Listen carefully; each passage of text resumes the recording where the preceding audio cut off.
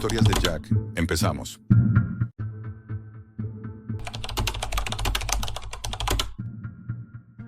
Si estás escuchando esto, significa que todavía hay alguien dispuesto a saber la verdad que nunca debería salir a la luz. Lo que vais a oír no es ficción ni una leyenda urbana de Internet. Es algo real, algo que nunca debí encontrar. Todo comenzó hace unos meses, en mi apartamento de Boston. Soy de esos que no pueden dormir de noche, y en lugar de contar ovejas, me dedico a navegar en lo más profundo de la red. He pasado años entrando en foros ocultos, lugares donde se compra de todo: armas, drogas, documentos robados, cosas que la mayoría de la gente ni siquiera imagina. Creía haberlo visto todo, hasta aquella noche. Encontré un hilo en una de esas páginas que apenas duraban unos minutos antes de desaparecer. El título me atrapó de inmediato: Antarctic Zone 07, lo que nunca deberías buscar. Había cientos de mensajes borrados, como si alguien se hubiera dedicado a limpiar cualquier rastro, pero entre ellos quedaban fragmentos suficientes para encender mi curiosidad. Había capturas de mapas satelitales tachados, informes con páginas arrancadas, coordenadas exactas de lugares en la Antártida que oficialmente eran simples zonas de protección ambiental. Pero lo que más me inquietó fue la advertencia escrita en mayúsculas al inicio del post: si llegas hasta aquí, vuelve atrás, no hay regreso. Pensé que era un juego, un montaje como tantos otros, pero había algo distinto. Los detalles eran demasiado precisos, demasiado técnicos para ser inventados. Un usuario bajo el nombre de Erebus compartía documentos clasificados. Algunos hablaban de instalaciones subterráneas construidas bajo kilómetros de hielo. Otros describían sistemas de ventilación gigantescos, reservas de combustible y contratos firmados con empresas privadas que oficialmente ni siquiera operaban en esa región. Todo estaba redactado como un informe militar. Lo leía y notaba un frío en el estómago, como si cada palabra fuera un paso hacia un lugar del que ya no podría volver. Entonces encontré algo que me cambió por dentro: un archivo de vídeo, borroso, de mala calidad, grabado con visión térmica. Mostraba una entrada rectangular tallada en la pared de un glaciar. Frente a ella había camiones militares sin insignias y hombres armados vigilando. Lo más perturbador eran los contenedores metálicos que descargaban de los vehículos. No se parecían a nada que hubiera visto antes.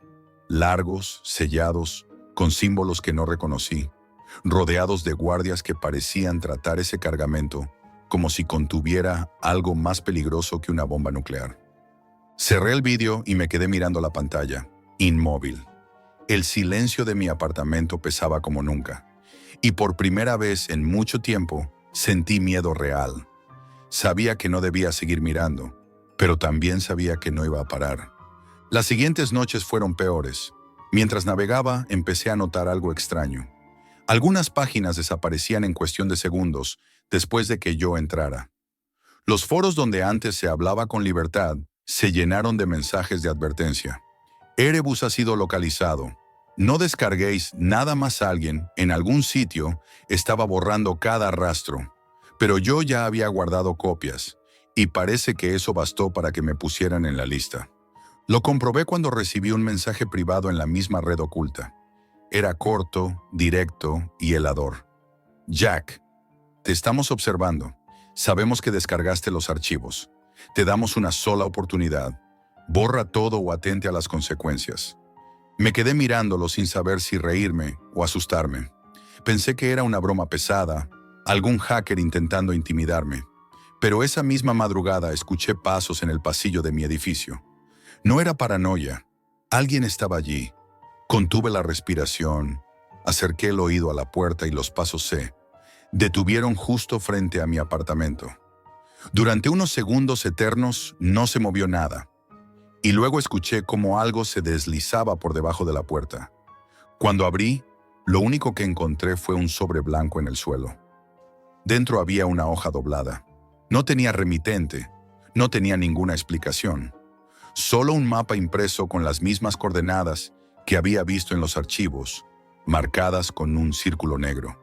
Y una frase escrita a mano en letras mayúsculas: no mires más. Me quedé helado. No le había contado a nadie lo que estaba viendo, ni siquiera a mis amigos más cercanos. Nadie podía saberlo. Y sin embargo, alguien no solo lo sabía, alguien me estaba vigilando. Cerré las cortinas, apagué todas las luces y pasé la noche en silencio, esperando escuchar otra vez esos pasos. Al día siguiente intenté convencerme de que no era nada, un mal sueño, una coincidencia. Pero cuando encendí el ordenador, noté que algo no estaba bien. Algunos de mis archivos habían sido borrados, otros estaban dañados, como si alguien hubiera accedido de forma remota a mi sistema. Y en la carpeta donde guardaba mis copias de seguridad, encontré un documento nuevo que no había creado yo. Un simple archivo de texto que decía, "No juegues con nosotros". Mi primera reacción fue cerrar todo y desconectarme, pero no lo hice. Algo en mí me empujaba a seguir, como una adicción imposible de controlar. Y ese fue el error, porque ignoré las advertencias, ignoré las señales, y continué mirando lo que jamás debí mirar. Seguí investigando, aunque cada paso me hundía más en un agujero del que ya no podía salir. Sabía que me estaban vigilando, que ya no era invisible, pero era como una droga. Cuanto más me advertían, más necesitaba saber. Di con un foro aún más oculto, uno al que solo podía entrar con varias capas de encriptación. Allí encontré testimonios que parecían escritos por trabajadores o contratistas que habían pasado temporadas en la Antártida. Sus mensajes estaban fragmentados, como si los hubieran escrito con prisa, a punto de ser borrados. Hablaban de túneles kilométricos excavados bajo el hielo, con máquinas perforadoras colosales, que funcionaban las 24 horas del día, durante años. Decían que allí abajo había complejos subterráneos del tamaño de ciudades pequeñas. Uno de los mensajes describía algo que aún me quita el sueño. Salas inmensas, llenas de contenedores sellados, apilados como si fueran simples cajas, pero cada uno marcado con símbolos que ni siquiera los trabajadores entendían. El mensaje acababa con una frase escalofriante. Nos dijeron que nunca debíamos preguntar, y los que lo hicieron no regresaron del turno siguiente. Al leerlo, sentí un nudo en el estómago. Imaginaba a esos hombres trabajando bajo kilómetros de hielo, perforando sin descanso, custodiando algo que ni siquiera sabían qué era. Y, de algún modo, comprendí que lo que estaban ocultando allí abajo no era solo militar, era algo mucho peor. Esa misma noche, mientras revisaba los archivos, escuché un ruido en mi ventana. Vivo en un cuarto piso. No hay forma de que alguien pudiera estar ahí. Me acerqué despacio y, cuando aparté la cortina, no vi a nadie. Pero en el cristal había una marca, una huella de mano, grande, perfectamente definida, que no era mía. Me quedé helado, cerré todo y esa vez sí apagué el ordenador. No dormí. A la mañana siguiente encontré un sobre bajo la puerta, igual que la vez anterior. Dentro había una foto impresa en blanco y negro. Era yo, sentado frente al ordenador, en mi propio apartamento, la noche anterior. Me estaban observando desde dentro. El miedo se convirtió en paranoia. Dejé de salir de casa más de lo imprescindible. Cambié de número de teléfono. Incluso pensé en mudarme. Pero cada vez que intentaba dejarlo, volvía al mismo punto. Los documentos, los testimonios, los vídeos. Era como si aquello me atrapara, como si el hielo me llamara desde miles de kilómetros de distancia. Un día en el foro, apareció un nuevo archivo subido por Erebus, o al menos por alguien que usaba su nombre. Era un audio, muy mal grabado, lleno de estática. En él se escuchaban voces en inglés con acento militar, dando órdenes. Cerrad el nivel 3. No dejéis que nadie lo vea. Repito, nadie. Y al fondo, entre el ruido, algo metálico, como el sonido de una compuerta gigantesca cerrándose. Esa noche tuve la certeza. Lo que escondían bajo el hielo no era humano. No sé si eran restos de algún artefacto, un hallazgo arqueológico imposible o una tecnología que nunca debimos tocar, pero era evidente que llevaban décadas construyendo un secreto demasiado grande para ser revelado. Y entonces llegó el último aviso. No por la red, no en mi casa. Esta vez fue en persona. Volvía del supermercado, apenas unas bolsas en la mano, cuando noté que alguien me seguía. Un hombre con gorra, ropa oscura, siempre a unos metros detrás. Aceleré el paso, crucé 2 calles, fingí que hablaba por teléfono. Él también aceleró. En un callejón sin salida, cuando pensé que me iba a atacar, simplemente pasó a mi lado y me rozó el hombro. Ni siquiera me miró, pero dejó caer algo en mi bolsillo. Cuando llegué a casa con las manos temblando, lo saqué.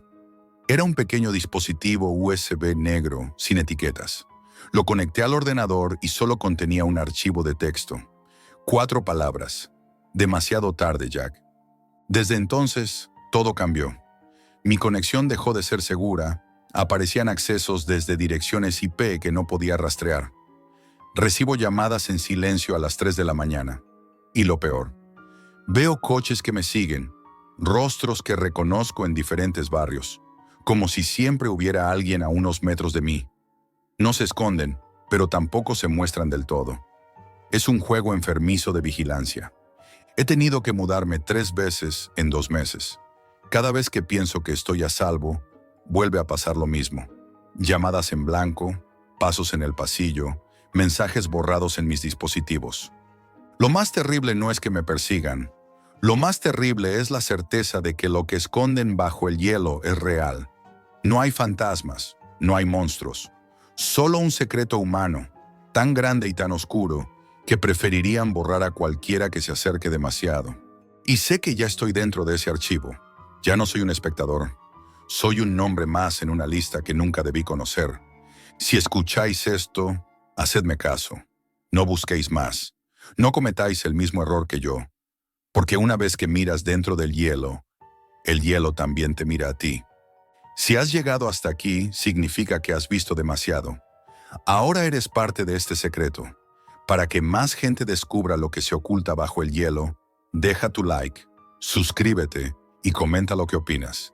Así sabré que no estoy solo en esta investigación.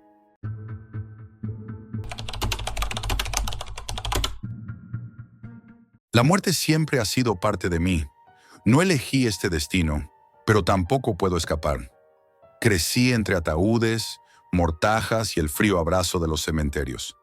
Mi padre decía que conocer la muerte era comprender la vida. Yo solo veía una prisión. Hace 3 años, mi padre murió de forma repentina, dejando su funeraria a mi cargo. Yo, un médico frustrado que había abandonado su vocación, regresé al pueblo pensando que sería solo un trámite breve. Pero no sabía que estaba a punto de abrir la puerta a algo que cambiaría mi vida y mi cordura. La funeraria estaba intacta, como si el tiempo se hubiera detenido, pero el aire tenía otro peso, pesado, denso, casi pegajoso. El olor a formol no era suficiente para cubrir el hedor extraño que impregnaba cada rincón. Un silencio absoluto reinaba allí, como si las paredes mismas respiraran. Entrar fue sentirme observado por algo invisible. Mis primeros días los pasé limpiando y reorganizando. Entre facturas, inventarios y etiquetas gastadas, encontré algo que no debería haber visto. Una laptop vieja escondida bajo el mostrador, cubierta de polvo. No era mía, ni del padre, eso lo sabía. Al encenderla, descubrí un navegador distinto, lleno de direcciones extrañas, símbolos y enlaces inaccesibles desde Internet común. Era la puerta a la Deep Web. Al principio pensé en ignorarla, pero la curiosidad pudo más. Descubrí un mundo oculto donde la muerte no era un final, sino una mercancía. Un mercado negro de órganos, cuerpos completos, rituales y mensajes inquietantes. No había límites morales. Todo tenía precio. Lo que encontré no eran foros convencionales. Eran subforos dedicados a pedidos muy concretos. Algunos ofrecían órganos, otros cuerpos enteros en condiciones específicas, y algunos, cosas que no podía comprender del todo. La línea entre ciencia y ocultismo era difusa. Había usuarios con reputaciones extrañas, vendedores con rituales propios y descripciones que me hacían estremecer. La primera vez que recibí un encargo, no lo pensé. Un hígado, fresco, según las especificaciones. Lo entregué sin cuestionarme demasiado. El pago fue instantáneo. El dinero entró en mi cuenta como un golpe frío, rápido. Pero después vino otro pedido y otro, cada vez más específicos. Fue entonces cuando apareció Tomás, un usuario con un avatar oscuro, sin rostro, que me contactó directamente. Sus pedidos eran distintos: cuerpos completos, frescos, con detalles casi obsesivos, la textura de la piel, la posición, incluso la temperatura interna. Junto a las órdenes, enviaba notas inquietantes, frases crípticas como «la sangre debe cantar» o «que la carne recuerde». Acepté su primer pedido sin saber en qué me estaba metiendo. La entrega fue sencilla, pero algo en mí cambió. No solo era la cantidad de dinero, sino una sensación extraña que me recorría, una mezcla de miedo y fascinación, como si un hilo invisible me arrastrara hacia él. Una noche llegó un pedido distinto. No se trataba solo de carne u órganos. Era un cuerpo entero, joven, con marcas extrañas en el cuello, símbolos que parecían rituales antiguos. Lo llevé a la mesa fría de la funeraria y, mientras lo examinaba, sentí un estremecimiento profundo. No era solo muerte. Había algo vivo ahí, un pulso muy débil, casi imperceptible. El silencio se rompió con un susurro bajo, como si alguien dijera mi nombre. Esa misma noche, mientras ordenaba papeles, escuché golpes apagados en la puerta trasera. Al abrir, no había nadie. Solo una caja envuelta en tela negra. Dentro, una memoria USB. Al conectarla a la laptop, encontré carpetas ocultas con videos perturbadores. Rituales, escenas en lugares desconocidos, figuras encapuchadas y Tomás en medio, murmurando palabras incomprensibles. Cada video terminaba con un cadáver reaccionando apenas antes de caer inmóvil. La policía apareció esa misma noche. No hicieron arrestos, solo preguntas vagas, miradas frías y evasivas. Al marcharse, me quedé con la sensación de que algo más estaba observándome. Esa noche desperté empapado en sudor. Escuchaba pasos apagados fuera de mi habitación y un susurro constante. «Jack, ven». Los pedidos de Tomás se volvieron cada vez más extraños. Ya no pedía solo cuerpos, pedía especímenes con marcas rituales, órganos nunca antes descritos, partes que parecían pertenecer a algo que no era humano. Y sus mensajes dejaron de ser simples órdenes. Eran advertencias disfrazadas, como si estuviera preparando algo, un ritual, algo mucho más grande. Una noche, mientras esperaba la entrega para Tomás en el depósito, lo vi aparecer. No caminaba, flotaba. Sus ojos brillaban en rojo y su sonrisa no parecía humana. Se inclinó hacia mí y susurró: «Jack, quiero más frescura, más sangre». Mi respiración se cortó. En ese instante comprendí. La muerte ya no estaba solo en los cuerpos. Estaba dentro de mí, y yo no sabía si quería escapar. Desde aquella noche, mi vida cambió para siempre. No era solo Tomás quien me contactaba. Poco a poco comenzaron a llegar mensajes crípticos de distintos lugares dentro de la Deep Web. No venían en formatos normales. Eran correos cifrados, enlaces imposibles de abrir, vídeos corruptos que solo mostraban ruido estático y símbolos borrosos. Algunos archivos contenían imágenes perturbadoras, ciudades abandonadas bajo cielos rojos, cámaras donde se realizaban rituales, símbolos imposibles de describir y rostros humanos deformados. Eran imágenes que parecían moverse, respirar. La funeraria dejó de ser un simple negocio. Se convirtió en un epicentro de algo oscuro, un punto de convergencia de fuerzas invisibles. Empecé a notar cosas extrañas. Relojes que se detenían a medianoche, cámaras de vigilancia que mostraban figuras difusas caminando por los pasillos cuando revisaba las grabaciones, objetos que cambiaban de lugar sin explicación. Una noche, mientras revisaba las grabaciones, vi algo que me heló la sangre. Una figura alta, encapuchada, entrando por la puerta principal, y cuando fui a revisar, no había nadie allí. Luego llegaron los símbolos. No solo marcas físicas en cadáveres, eran grabados bajo la piel, como tatuajes que parecían vivos. Tenían un brillo oscuro bajo luz negra. Algunos cuerpos tenían piezas metálicas incrustadas bajo la piel, como circuitos antiguos, extrañamente funcionales. Intenté fotografarlos, pero cada imagen se corrompía instantáneamente, mostrando solo manchas negras y un sonido profundo, como un latido mecánico. Fue entonces cuando recibí el paquete, sin remitente, sin pista de origen. Dentro había una máscara de cerámica ennegrecida, cubierta de símbolos idénticos a los grabados. No era una máscara común. Vibraba suavemente bajo mis dedos. Desprendía un frío intenso que me recorrió hasta los huesos. Esa noche no dormí, pero fui arrastrado a un sueño diferente. Un corredor oscuro, interminable, lleno de puertas selladas con símbolos idénticos. Una voz grave y lejana repetía: «Ven, el ciclo debe completarse». Al despertar, la sensación era insoportable. Mis manos temblaban y la máscara estaba sobre la mesa, como si me hubiera llamado. Un nuevo mensaje apareció en mi laptop, escrito en un código desconocido. Al abrirlo, las letras se transformaron en una dirección física. Una casa abandonada en las afueras de la ciudad, un lugar borrado de los mapas. Esa noche fui allí. La casa estaba cubierta de niebla, como si el mundo real se desvaneciera al acercarme. Las ventanas estaban rotas, las paredes cubiertas de símbolos idénticos. Dentro, el aire olía a azufre y carne quemada. El suelo estaba cubierto de cenizas y restos óseos. Una sensación de presencia me envolvía. Caminé lentamente hasta encontrarlo. Tomás. No estaba caminando, flotaba. Su cuerpo estaba marcado. Sus ojos brillaban como carbones encendidos. Llevaba la misma máscara que había recibido. «Sabes lo que eres ahora», dijo con voz hueca. «Eres parte del ciclo eterno. No puedes escapar». Intenté retroceder, pero las paredes parecían cerrarse. Una fuerza invisible me arrastró hacia un altar central, donde símbolos brillaban bajo una luz que no existía. La máscara en mi mano parecía moverse por sí sola. La energía me empujó a ponérmela. En ese instante, el mundo cambió. La casa desapareció. Estaba en un espacio sin tiempo, oscuro, lleno de susurros que me atravesaban. Los símbolos brillaban en mi piel, grabándose con dolor.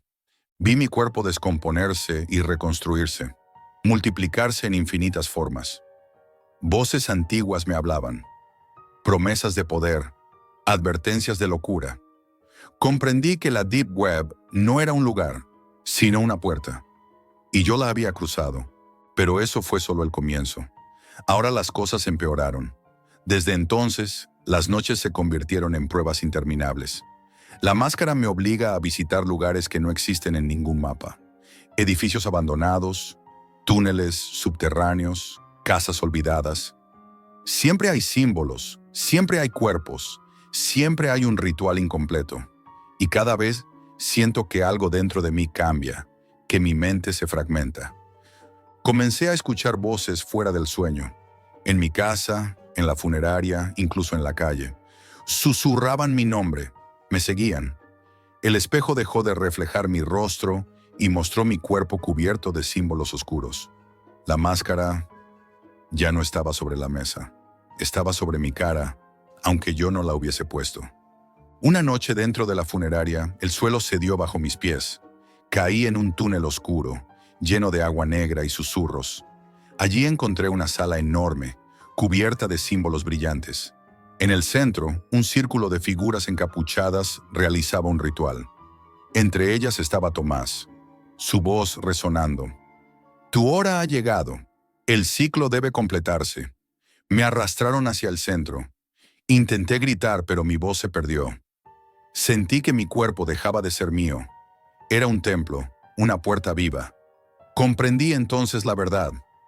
La Deep Web no es solo una red oculta, es un portal. Y yo había entregado mi voluntad. Desde entonces, no duermo, no descanso. Escucho pasos en la oscuridad, siento ojos observándome. Tomás desapareció, o quizás se convirtió en parte de mí. La funeraria sigue abierta, como si nada hubiese cambiado. Pero cada noche la máscara llama. Y sé que llegará el momento en que no pueda resistirme. La Deep Web todavía susurra mi nombre. Y yo tengo miedo de responder.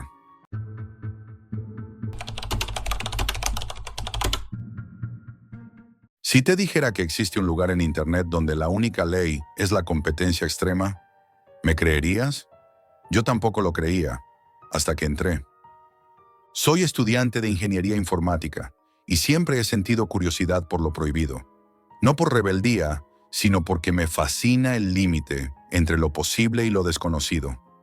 Esa curiosidad me llevó a un lugar que no aparece en buscadores convencionales, la Deep Web. Lo encontré por casualidad. Era una noche cualquiera, sentado frente a mi ordenador en la habitación de mi piso universitario. El silencio era casi absoluto, salvo por el zumbido del ventilador y el leve golpeteo del teclado.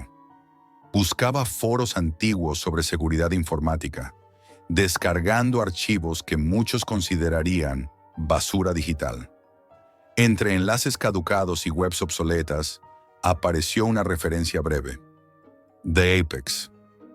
El nombre no tenía ninguna descripción, solo un enlace oscuro que parecía un simple acceso, pero que emanaba algo extraño.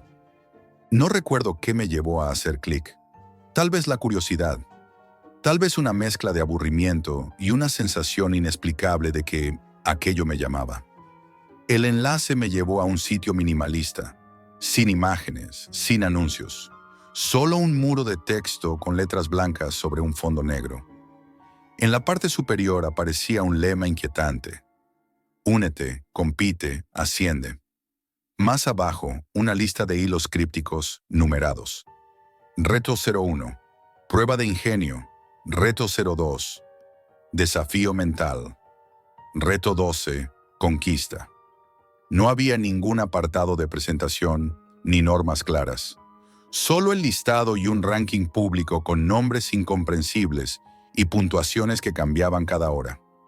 Al principio pensé que era una broma pesada, quizá un experimento social o un juego diseñado por hackers para perder el tiempo de curiosos.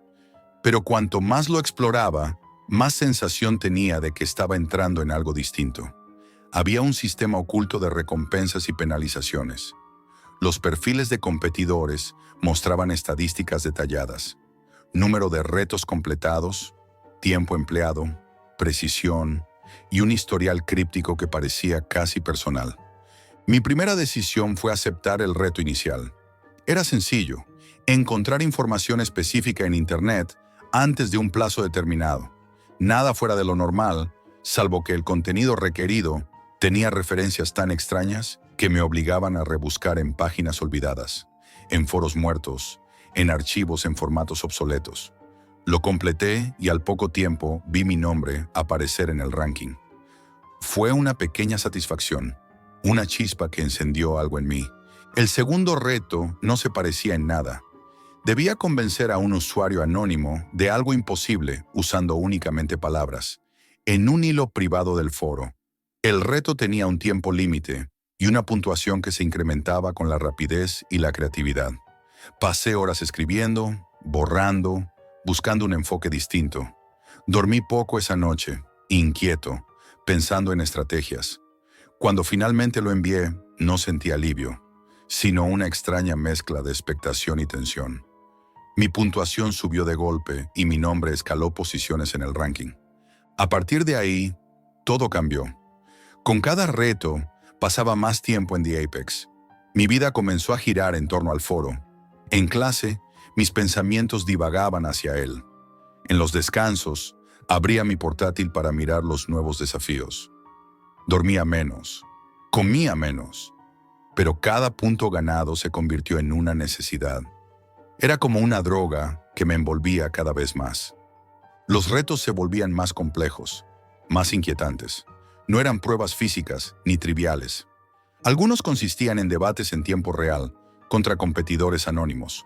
Otros me pedían influir en conversaciones ajenas, cambiar percepciones en foros externos, sin que nadie lo supiera. Era como un juego de estrategia mental con reglas ocultas. Cada reto estaba cronometrado y monitorizado, y las puntuaciones se actualizaban en tiempo real. Era imposible ignorarlo. Recuerdo uno particularmente perturbador. El reto consistía en escribir un mensaje en un foro público, de tal forma que cambiara por completo la opinión de un hilo entero sobre un tema político. Al principio pensé que era absurdo, pero al hacerlo comprobé que no solo funcionaba. Mi mensaje acumuló respuestas y reacciones en cuestión de horas. Ese reto me valió muchos puntos, pero también una inquietud profunda. La facilidad con la que podía manipular algo tan intangible como la opinión de un grupo. Fue entonces cuando comprendí que The Apex no era solo un juego. Era una prueba constante sobre lo que estábamos dispuestos a hacer por ganar. Comencé a fijarme más en los otros competidores. Sus perfiles parecían pequeños universos, nombres crípticos, estadísticas altísimas, comentarios que parecían advertencias o provocaciones. Algunos tenían miles de puntos, como leyendas del foro. Otros desaparecían sin explicación, dejando un vacío inquietante. Esa incertidumbre me empujaba aún más hacia el juego. Una noche, mientras trabajaba en un reto particularmente difícil, noté que había cambiado. No era solo el cansancio. Era como si The Apex estuviera moldeando mi mente. Me volvía más calculador, más frío. Incluso en la vida real empecé a buscar retos donde no los había. Cada conversación, cada tarea, parecía convertirse en una prueba. Y yo lo aceptaba sin darme cuenta. Esa fue la espiral. No sabía dónde empezaba el juego y dónde terminaba yo. Y en ese punto, algo dentro de mí entendió que la verdadera prueba no estaba en ganar retos, sino en seguir compitiendo. Continué entrando en The Apex casi a diario. Ya no era solo curiosidad, era una necesidad. Cada nuevo reto me absorbía, y la línea entre la vida real y el foro se volvía difusa. Mis notas bajaban, mis amistades se distanciaban. Lo sabía, pero no me importaba. Cada reto completado era como una inyección de adrenalina y orgullo. El ranking se había convertido en mi obsesión. Un día, al abrir el foro, encontré un reto distinto. No tenía número ni descripción clara, solo un título inquietante. Reto final. Ascensión. Debajo había un único mensaje. Solo aquellos que han llegado hasta aquí comprenderán. Mi corazón se aceleró. No sabía si era una trampa, una prueba real o una broma. Pero el reto estaba allí, esperándome. Antes de aceptarlo, decidí explorar más el foro. Encontré hilos ocultos entre el código de la página, conversaciones encriptadas entre usuarios desaparecidos, referencias a niveles superiores del ranking que nadie explicaba. Algunos perfiles contenían mensajes crípticos como «El juego cambia cuando entiendes que no hay salida» o «La última prueba no es ganar, es continuar». Esa oscuridad añadía tensión. Algo dentro de mí me decía que The Apex no era solo un foro, era un experimento con personas como yo. Acepté el reto final. Al hacerlo, la pantalla se volvió negra unos segundos y apareció un mensaje. La ascensión requiere sacrificio. ¿Estás listo? Y luego una lista de instrucciones. No eran simples retos. Eran tareas diseñadas para desafiar mi moral y mi identidad. El primero consistía en analizar y alterar documentos digitales reales de forma anónima para provocar un cambio en una organización específica. El segundo me pedía infiltrarme en un grupo online rival y desestabilizarlo sin ser detectado. El tercero era diferente. Era un reto sin reglas claras, solo un enigma. Demuestra tu valor sin cruzar la línea. A medida que cumplía cada tarea, sentía que algo dentro de mí cambiaba. No era miedo, era algo más profundo. Una mezcla de adicción, poder y una sensación creciente de vigilancia. Cada reto me empujaba más allá de mis límites.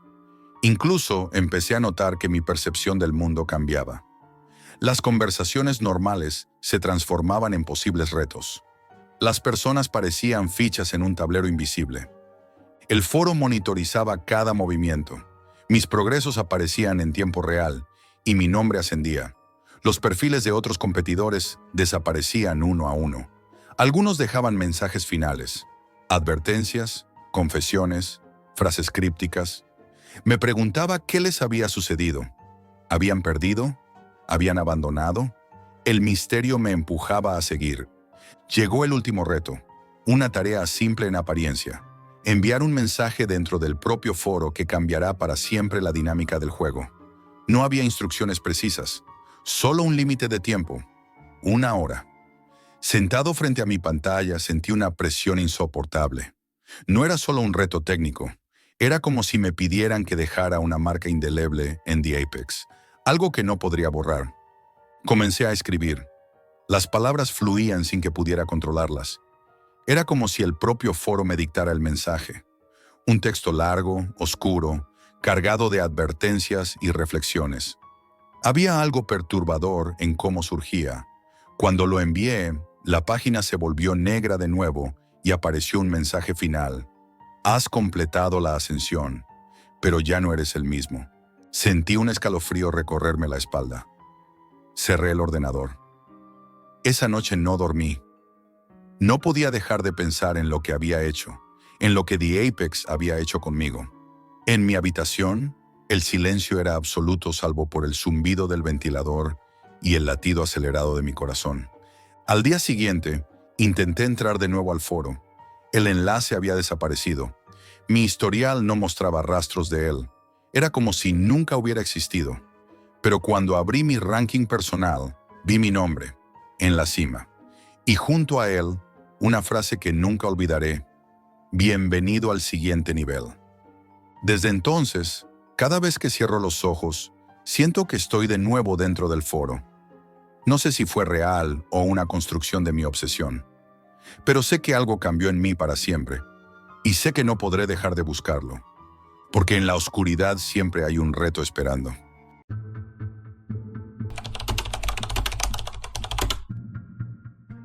No pensaría que un simple clic pudiera cambiar mi vida, hasta que la Deep Web me mostró su verdadero rostro.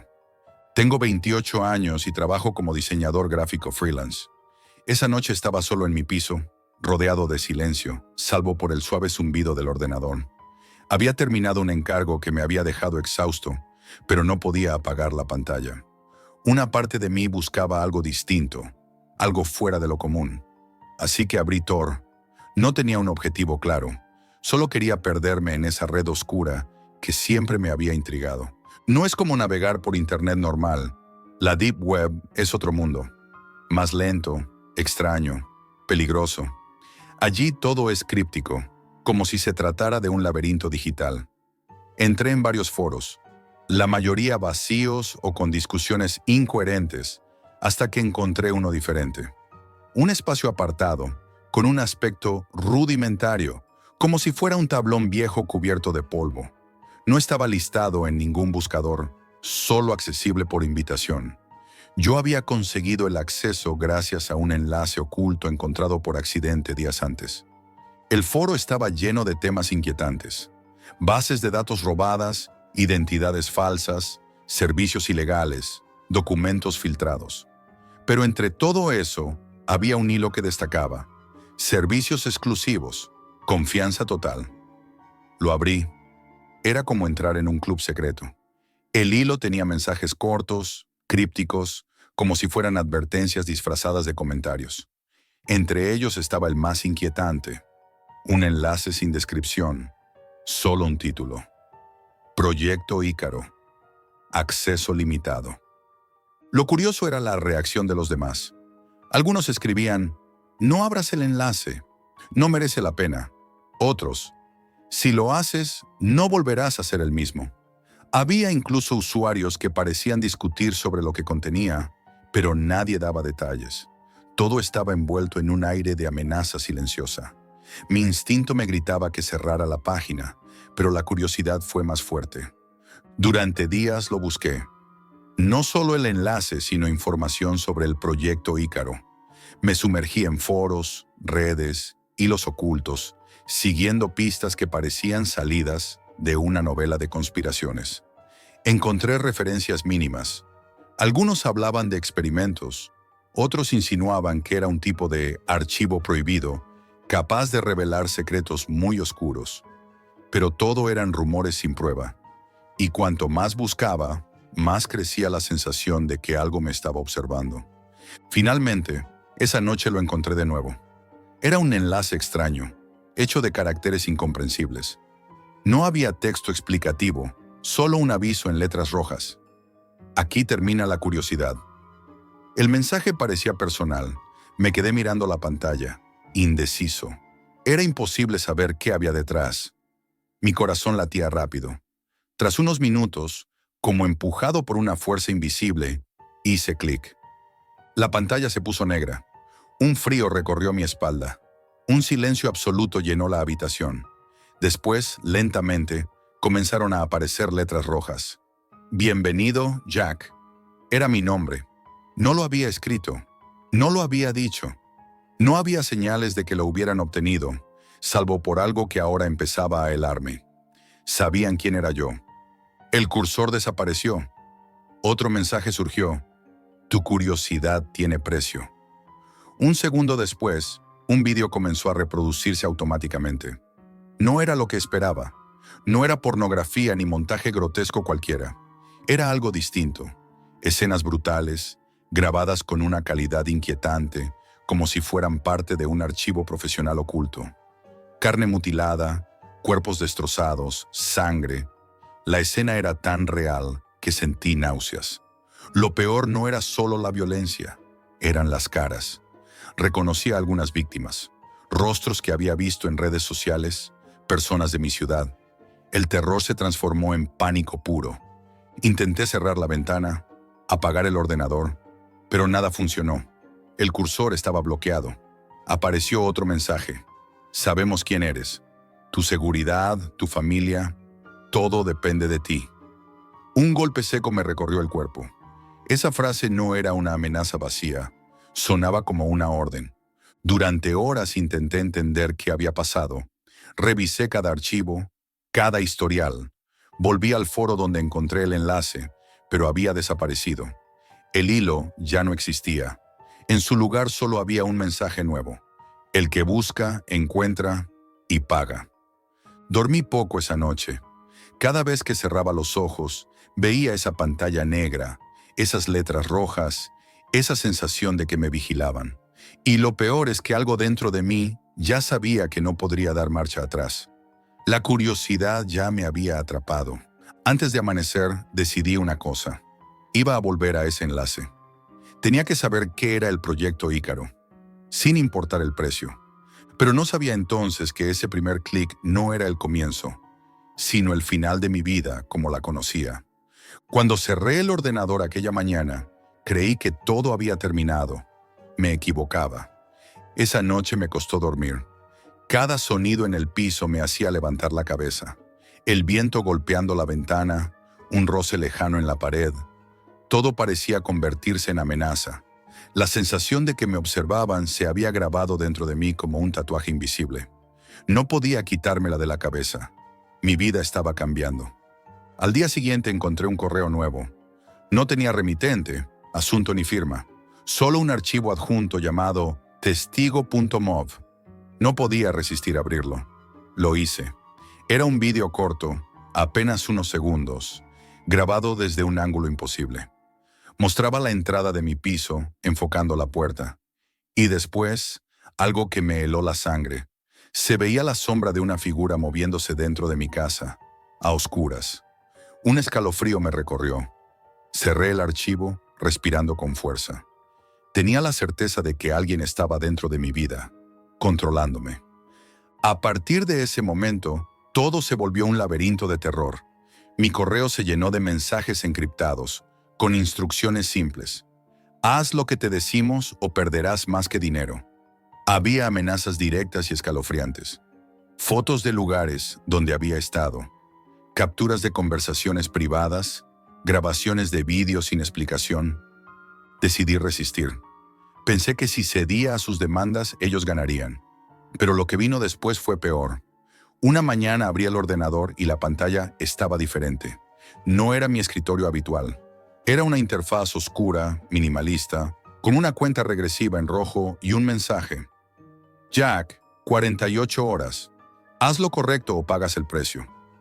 No había instrucciones claras, solo esa cuenta regresiva. Mi vida se convirtió en una obsesión. Intenté buscar respuestas. Entré en otros foros ocultos, contacté con personas que, según decían, habían pasado por lo mismo. Algunos me enviaron advertencias. No hay salida, Jack. Ellos te ven, siempre. Otros desaparecieron antes de dar detalles. Entonces ocurrió algo que me rompió. Empecé a recibir llamadas, todas desde números desconocidos. No había voz al otro lado, solo respiraciones profundas. Una noche, una de esas llamadas tuvo sonido distinto. Una voz masculina, distorsionada, susurró: «Estás demasiado cerca.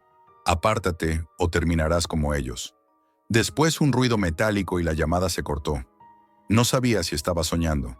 Mi paranoia aumentó. Empecé a revisar mi casa cada noche. Cerraba ventanas, comprobaba cerraduras, movía cámaras de seguridad, pero nada me tranquilizaba. Incluso los dispositivos que creía desconectados parecían volver a encenderse solos. El miedo ya no era psicológico. Había traspasado la pantalla y se había convertido en parte de mi vida real. Pasaron los días y la cuenta regresiva seguía en mi pantalla. Intenté ignorarla, pero cada vez era más difícil. Una noche, al abrir el ordenador, apareció un nuevo archivo: jackfinal.mp4. Lo abrí sin pensar. Lo que vi me dejó sin aire. Era un vídeo grabado desde mi propia perspectiva. Mostraba escenas explícitas, violentas y gore. Cuerpos mutilados, sangre fresca, gritos apagados. Entre ellos reconocí rostros. Personas de mi ciudad que habían desaparecido. Y lo más horrible, mi propia cara cubierta de sangre, inmóvil como si yo mismo estuviera en esa escena. No pude cerrar el vídeo. El ordenador empezó a emitir un ruido bajo, casi como un latido. Entonces apareció un mensaje en pantalla: 48 horas, Jack. No hay escapatoria. Desesperado intenté rastrear el origen de los mensajes. Descubrí algo inquietante. Hablaban de un grupo en la Deep Web llamado Los Vigilantes. Decían que extorsionaban y manipulaban víctimas hasta romperlas. Que no se trataba solo de dinero. Era poder, control absoluto, el conocimiento de cada detalle de tu vida. Pasaron las horas. La cuenta regresiva marcaba menos de 20 minutos. No podía pensar. Mi cabeza estaba inundada de paranoia. Las paredes parecían cerrarse sobre mí. Sentí que alguien entraba en la habitación, aunque estaba solo. El teléfono sonó de nuevo.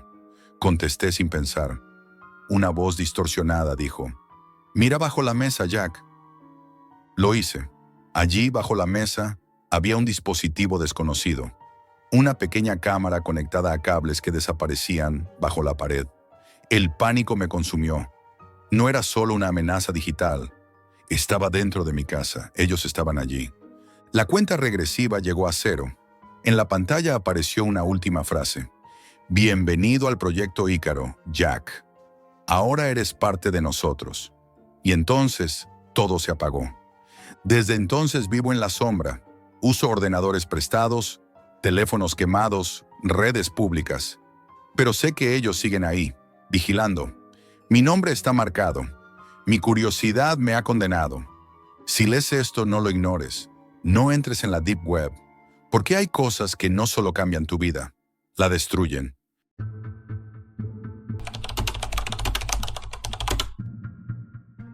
No pensé que aprendería a matar mirando una pantalla, hasta que la Deep Web me mostró el camino. Tengo 21 años, vivo solo en un piso pequeño, y mi vida cambió una noche sin dormir. Todo empezó como una curiosidad tonta, una búsqueda absurda por explorar lo prohibido. Entre foros olvidados y enlaces ocultos en la Deep Web encontré algo distinto. No era una página normal, ni un foro cualquiera. Era una dirección oscura, fría, como un portal digital hacia otro mundo. Una puerta que no llevaba a ningún lugar concreto, sino a una realidad distinta. La curiosidad me consumió. Accedí. Lo primero que vi fue un texto simple: «Bienvenido a la escuela. No hay vuelta atrás». Al principio pensé que era una broma, una maniobra para asustar. Pero cuanto más investigaba, más comprendía que aquello no era ficción. Vídeos de alta definición, guías técnicas, diagramas anatómicos y testimonios crudos poblaban la página. No había fantasmas, ni desapariciones misteriosas, ni cámaras ocultas. Solo instrucciones clínicas y gore puro, narrado como un manual técnico. Era perturbador. Era real. Me registré. El proceso fue extraño. Cuestionarios psicológicos, retos de lógica, mensajes codificados. Todo estaba protegido con claves imposibles de romper. Pasaron horas antes de recibir un correo con una dirección nueva y una única frase. Si quieres aprender, empieza mañana, 22 horas. No falles. No hubo advertencias ni explicaciones, solo esa orden. A la hora indicada entré en el enlace. Mi pantalla se llenó de la imagen de una habitación vacía, iluminada con una luz blanca fría y uniforme. Una voz mecánica sin rostro habló con tono neutro. Bienvenido, Jack. Hoy aprenderás a preparar tu primer objetivo. Mi respiración se aceleró. No había vuelta atrás. Apareció un manual digital. No era un texto cualquiera. Eran imágenes explícitas de cadáveres, diagramas anatómicos, esquemas quirúrgicos, instrucciones paso a paso para eliminar una vida. El gore era crudo, realista. No podía apartar la vista. Mi mente gritaba por cerrar la ventana, pero algo me mantenía allí. Era como leer un ritual macabro. Y no era solo curiosidad, era algo más profundo. Un imán invisible que me atrapaba. Los días siguientes se convirtieron en rutina. Cada noche, a la misma hora, recibía un nuevo archivo. Vídeos largos, narraciones clínicas sobre técnicas de tortura, eliminación y control del miedo. Cada lección estaba diseñada como si fuera una asignatura universitaria, pero en vez de álgebra o historia, trataba sobre matar con precisión. Aprendí nombres técnicos de herramientas, métodos quirúrgicos, puntos vitales. Todo tenía lógica fría, era eficiencia, limpieza, precisión. Al cabo de una semana, la escuela comenzó a enviarme tareas. Un día era un esquema de una casa donde debía identificar rutas de entrada y salida. Otro, un vídeo sin sonido en el que una figura estaba inmóvil, atada, en una habitación desconocida, y debía describir mentalmente cada paso para eliminarla. Más tarde, una carpeta llegó a mi buzón de mensajes con un listado de nombres y direcciones. No había instrucciones claras, solo un mensaje: analiza y elige. Era como un examen psicológico constante. Dormía poco. Comer se convirtió en algo secundario. Pasaba horas observando, leyendo, imaginando. Mi mente estaba absorbida por las lecciones. No era miedo lo que sentía, era una obsesión, una espiral donde la moral se disolvía lentamente y solo quedaba un objetivo: aprender. No era entrenamiento, era una metamorfosis. 2 semanas después recibí una tarea distinta. Un vídeo sin sonido, una habitación cerrada, una víctima indefensa y un cuchillo brillante sobre una mesa. La cámara no se movía. El plano era fijo, casi clínico. Mi tarea era describir cada detalle: ubicación, movimientos, presión, ángulos. Lo hice con precisión casi obsesiva, sintiendo que el acto se grababa en mi mente. Cuando terminé apareció un mensaje simple: bienvenido a la hermandad. La sensación fue extraña, una mezcla de miedo, orgullo y vacío. Sabía que algo en mí había cambiado. Ya no era el mismo. La escuela no era un juego ni un experimento. Era un lugar donde se moldeaba una nueva realidad. Y yo había cruzado una línea invisible. Las noches posteriores fueron distintas. No era solo aprendizaje, era vigilancia. Recibía mensajes que parecían observar mis hábitos. ¿A qué hora me conectaba? ¿Cuánto tardaba en responder? ¿Qué contenido revisaba? Era como si la escuela quisiera saber cada pensamiento mío. Empecé a sentirme parte de algo oscuro. Y en esa sensación, extrañamente, encontraba cierta paz. Esa primera etapa había terminado, pero lo peor estaba por venir. Había pasado la puerta, aceptado las reglas. El primer paso estaba dado, y no había vuelta atrás. No hay vuelta atrás. Una vez entras en la escuela, el eco de tus elecciones te seguirá para siempre. La segunda fase comenzó días después de recibir ese mensaje críptico. Bienvenido a la hermandad. No había instrucciones claras, solo una sensación persistente en el pecho. Algo estaba cambiando en mí. El peso de saber que había cruzado una frontera invisible me mantenía inquieto. La escuela no me dejó descansar. Las tareas se volvieron más oscuras, más perturbadoras. Era como si hubieran entendido que yo no solo estaba aprendiendo, estaba siendo moldeado. El primer reto real llegó una madrugada. Un mensaje cifrado apareció en mi bandeja de entrada. Dentro había coordenadas, planos, fotografías de un edificio desconocido y un simple texto. Analiza. Planifica. No había contexto, solo una dirección y una hora. Pasé días revisando mapas, investigando calles, estudiando rutas y accesos. Cada noche me despertaba sobresaltado, con la sensación de que alguien me observaba mientras dormía. Era un ejercicio que no solo medía mi habilidad, sino mi compromiso. La escuela intensificó las pruebas. Una noche recibí un paquete físico en mi puerta, un disco duro sin remitente. Lo conecté a mi ordenador y encontré un archivo etiquetado como Módulo 7, Ejercicio Avanzado. Dentro había una carpeta con vídeos y documentos, grabaciones de escenas crudas, análisis anatómicos, diagramas de métodos quirúrgicos para incapacitar sin dejar señales y testimonios narrados con frialdad clínica.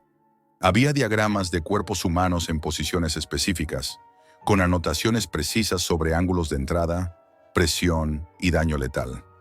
Era como recibir un libro prohibido hecho de sangre y precisión. Una noche tardía, mientras repasaba esas instrucciones, recibí un nuevo mensaje. Una invitación a una sala privada de videoconferencia. La conexión fue fría, mecánica. La figura que apareció estaba cubierta, el rostro oculto tras una máscara oscura. Su voz era digitalizada, distorsionada, como un eco mecánico. Jack, tu entrenamiento ha llegado a su fin. Es hora de probar tu compromiso. Tendrás un objetivo real. No es un ejercicio. Es tu elección. No había lugar para preguntas. Me enviaron un archivo adicional, una dirección, una hora y un breve vídeo. Era una toma fija de una habitación cerrada, apenas iluminada, con una puerta oxidada. El suelo estaba manchado. El cuchillo descansaba sobre una mesa metálica. El mensaje final decía: decide, hazlo. La sensación fue paralizante. Sabía que lo que me pedían no era una prueba teórica. Era un verdadero desafío, un ritual de compromiso. Durante días planifiqué, observaba cada minuto, analizaba cada detalle. Era una obsesión. Incluso empecé a registrar mis pensamientos en notas, como si estuviera preparando un manual mental. Dormía pocas horas, comía aún menos. Mi vida giraba alrededor de aquella tarea. Entre las pruebas me llegaron materiales inesperados, fotografías tomadas desde cámaras diminutas ocultas, planos arquitectónicos de lugares que no existían en ningún registro público, grabaciones de voces humanas murmurando en idiomas que no conocía. Todo parecía diseñado para desorientarme, para romper mis límites mentales. La escuela no solo enseñaba técnicas, me estaba entrenando para olvidar quién era. Cuando llegó la hora indicada, me encontré frente a la pantalla. Mi corazón latía con fuerza, un pulso sordo que parecía retumbar en mi cabeza. El vídeo mostraba la puerta oxidada, la habitación oscura. No había sonido, solo silencio absoluto. Mi mano temblaba al pulsar, aceptar. Describí mentalmente cada paso: entrar sin ruido, movimientos limpios, precisión absoluta. Era como ejecutar un ritual. Mi respiración se aceleraba, mi cuerpo estaba en tensión extrema. Y entonces, la pantalla se apagó. Sin confirmación, sin felicitaciones. Solo un último mensaje escrito en rojo. Jack, eres uno de nosotros. El silencio posterior fue más inquietante que cualquier ruido. Apagué el ordenador, me levanté. La habitación estaba oscura, cargada de un aire pesado. Era como si algo dentro de mí se hubiera roto, algo que ya no podría reparar. Esa noche no dormí. Cada sombra, cada ruido me parecía una amenaza silenciosa. Pasaron días. Intenté retomar mi vida normal, pero ya no era posible. Sentía que la escuela estaba siempre conmigo. Recibía mensajes con instrucciones mínimas. Un número, una hora, una coordenada. No importaba dónde estuviera, siempre estaba esperando el siguiente paso. Empecé a notar cambios en mi comportamiento. Mis manos estaban más firmes, mi mente más calculadora, mis pensamientos más fríos. Era como si una parte de mí hubiera sido reemplazada. Un día recibí un archivo titulado Módulo final, la prueba suprema. Contenía una serie de vídeos sin sonido, grabaciones de varios asesinatos ejecutados con precisión quirúrgica. No había música ni diálogo, solo la secuencia mecánica de la preparación, ejecución y limpieza del acto. Era perturbador hasta el extremo, como ver una lección macabra repetida una y otra vez. El último vídeo era distinto. Mostraba mi propio piso, grabado desde afuera, una cámara colocada en algún lugar desconocido. El mensaje decía: estás siendo observado. Eres parte de la escuela. Siempre lo serás. En ese momento comprendí lo que había firmado. No era solo un aprendizaje. Era una entrada a una estructura que no tenía salida. La escuela no existía solo en la Deep Web. Vivía en mí, en cada pensamiento, en cada decisión. Desde entonces vivo con la certeza de que puedo recibir nuevas órdenes en cualquier momento. Y sé que cumplirlas será inevitable, porque he pagado el precio, y ese precio no se paga en dinero, sino en lo que queda de tu humanidad. Y yo ya no soy el mismo. Esto es todo por hoy, amigos, y recuerden, la realidad siempre supera a la ficción.